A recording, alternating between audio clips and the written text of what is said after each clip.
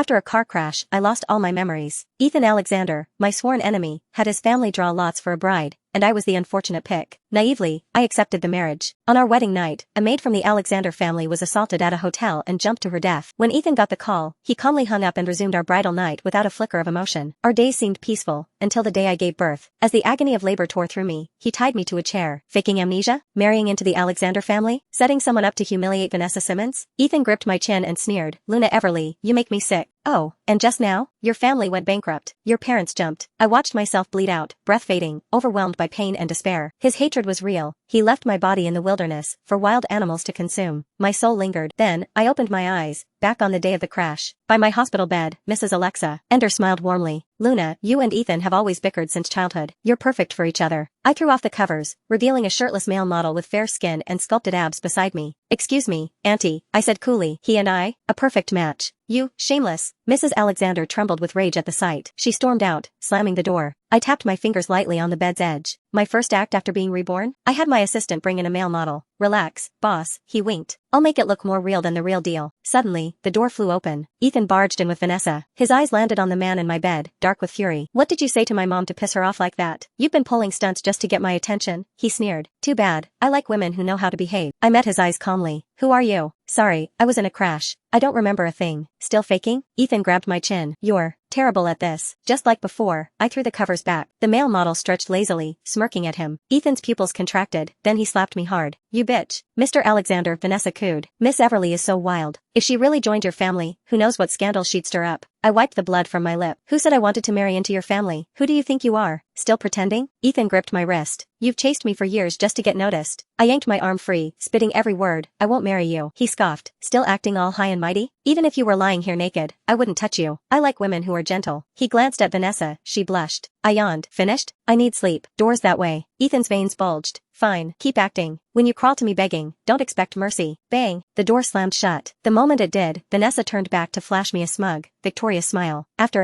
Yon had left, I took out the envelope I'd prepared and handed it to the male model. "Thanks for your hard work. I've doubled your pay." He accepted the money, then suddenly leaned in, his towering 190 centimeters frame radiating quiet dominance. "Ms. Everly, feel free to call me anytime if you need help." As the ward door clicked shut, I let out a long breath. Sunlight streamed in through the window. I inhaled deeply. The air reeked of disinfectant, but it was the scent of life. In my past life, it was in this very hospital room that I signed the marriage agreement while struggling with memory loss. I even personally handed my Everly group shares to Ethan. This time, I won't make the same mistake. My phone vibrated unexpectedly. I answered. "Luna." My mother's voice was cautious and probing. "The Foster family from Sterling Heights visited today. They want to marry into our family. Would you reconsider?" I clutched the phone tightly. She had brought this up in my previous life, but I had turned it down without hesitation. "Mom knows you were crazy about that Alexander boy, but arranged marriages rarely work. I just want you to find someone better." "Who said I liked Ethan?" I laughed. "Mom, I was always competing with him, for the company's sake." My mother paused, clearly surprised. "I'll accept the Foster family's proposal," I replied calmly. "They're strict, principled, and the most suitable match." "Really?" My mother's voice brightened instantly. "The Foster family's eldest son may be cold, but he's still far better than that Alexander brat. I'll tell your father now."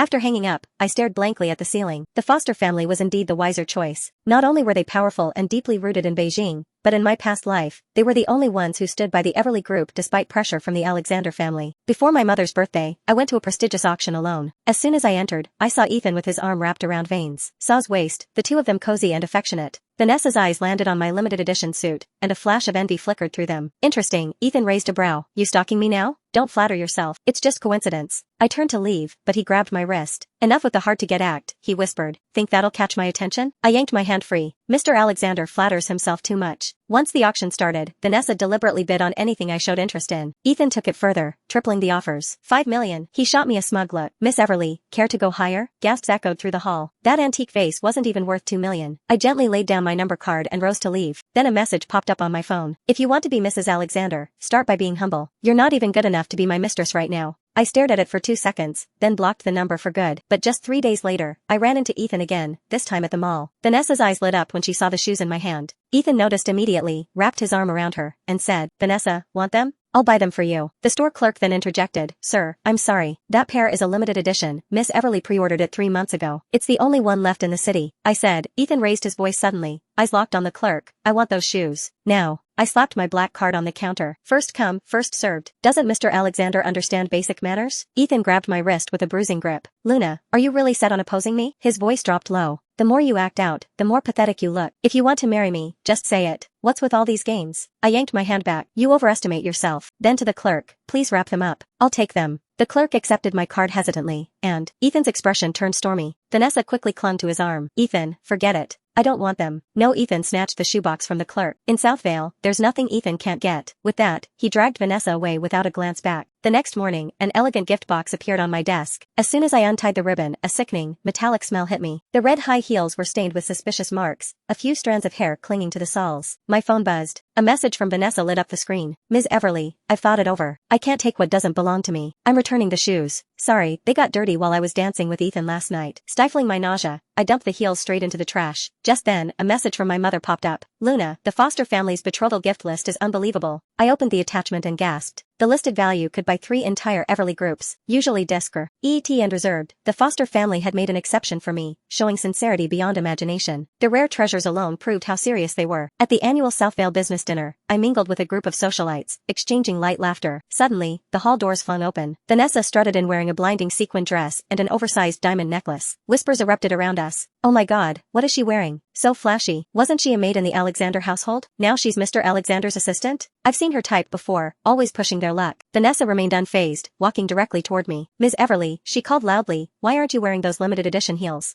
I took a sip of wine and replied coolly, oh, they got touched by something filthy, so I threw them out. She stiffened, then sneered. Miss Everly, just wait. You'll never beat me. Before she could finish, she stumbled backward. The champagne tower crashed down, glass flying in every direction. Ah, she shrieked, instantly drawing all eyes. Before I could move, Ethan rushed in and shoved me hard. I staggered back, pressing my hand onto shattered glass. Blood gushed instantly. Luna, he yelled, holding the trembling Vanessa. His eyes were sharp as knives. What the hell are you doing? Vanessa sobbed in his arms. It's my fault. I shouldn't have shown up and upset Miss Everly. She said I'm beneath her. Apologize, Ethan ordered coldly. Clutching my bleeding hand, I hissed, why? Without warning, he reached out and tore the jade pendant from my neck, the only keepsake my grandmother left me. No. I lunged forward to stop him. Bang! He hurled the pendant to the floor, shattering it into pieces. Next time, he said, lifting Vanessa into his arms and glaring down at me, you won't get off so easily. I clenched my fists. For the next week, entertainment headlines were flooded with photos of Ethan shopping with Vanessa. I pretended not to notice. Late at night, while working overtime at the office, the door suddenly burst open with a loud kick. Before I could even look up, a cold hand wrapped around my throat. Vanessa dropped to her knees, tears in her voice. Ms. Everly, my parents are just regular workers. Please, have mercy. She held up her phone. On the screen, a bloodied middle-aged couple knelt and cowed out on camera. Ms. Everly, please forgive us. Our daughter would never dare fight you over young Master Alexander. Ethan snatched the phone, eyes blazing with fury. Luna, you've gone insane. You actually sent people to beat up Vanessa's parents? I don't even know them. I stared at Vanessa coldly. That's quite the performance. Still denying it? Ethan slammed the phone down. The couple on screen began slapping themselves. They called your name while begging. I took a steady breath. I didn't do this. Vanessa lunged forward and grabbed my wrist. Miss Everly, my parents are still in the hospital. They've lived honest lives. How could they? Enough. I flung her hand off. If you want to frame me, at least make up a believable story. You disgust me, Luna, Ethan said coldly. If you really want to be my woman, you shouldn't pull something so vile. Take her away. 4 bodyguards surrounded me instantly, wrenching my arms with brutal force. I was dragged out as Vanessa wept behind me. Mr. Alexander, my parents. They threw me down on the cold tiles of the ancestral hall, bruising my knees. Ethan tossed an equity transfer form in front of me. Sign it. Transfer 80% of your shares to Vanessa. Not a chance. I clenched my jaw. Over my dead body. Vanessa put on a false front. Mr. Alexander, Miss Everly always looked down on people like me. How about? Ethan slammed me on the floor. Weren't you ruthless enough to attack someone's parents? He forced my fingers open and pressed them on the ink pad. Sign it. Today, whether you want to or not. I was locked in, sighed the ancestral hall. 3 days later, the doors finally opened. I thought I was being released, but Vanessa entered alone. Mr. Alexander said you can leave, she said, her voice echoing in the quiet hall. I lifted my head weakly, only to meet her bitter glare. She calmly untied the ropes, then suddenly shoved me to the ground. A harsh, stinging odor filled my nostrils. What are you doing? I gasped, eyes wide as she flicked a lighter. My voice trembled. She smirked. Shouldn't Miss Everly disappear already? Let me give you a quick death, so you'll stop clinging to Mr. Alexander. The moment the lighter hit the floor, flames burst into life. I let out a gut-wrenching scream, loud enough for Ethan to hear from outside. What's happening? He ran in, stunned by the inferno raging before him. Vanessa turned quickly. Mr. Alexander, Miss Everly said if she can't have you, she'll destroy you. She's trying to burn down the ancestral hall. Ethan's furious roar echoed through the flames. Put out the fire. What are you all standing around for? The fire raged higher, waves of heat warping the air. Just then, several armored vehicles crashed through the Alexander family gates, engines roaring and shaking the ground. Through the smoke, a man strode forward, his black coat singed by flames. Behind him, 2 lines of heavily armed bodyguards quickly seized control of the courtyard. His voice was ice cold. Where's Luna? Ethan's expression twisted. Why you? The man didn't spare him a glance, charging straight into the inferno. His team moved with precision, subduing the flames in moments. He emerged, carrying me in his arms. Blood smeared his expensive suit, but he held me as if I were made of glass.